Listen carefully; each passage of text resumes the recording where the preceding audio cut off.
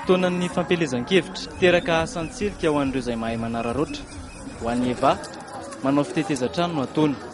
Safidiny azy ary najano mihitsy aloha ny asa fanaony isan'andro ahafahany manao ity fitadiavana kely ity. Kilometatra maro no tsy maintsy nataony androany.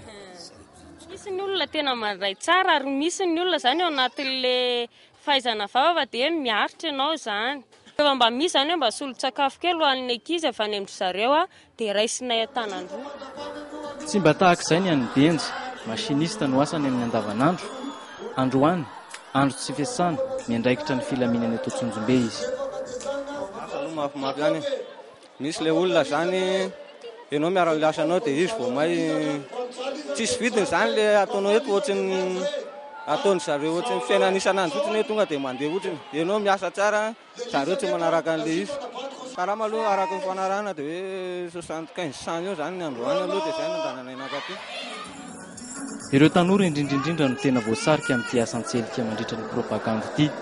Ho an'ny OND, tsy fitadiavam-bola no ataony fa fanohanana ny fianakaviana. Efa zatra mandray olona amin'ny hetsika tahaka izao raha toy ny tovovavy.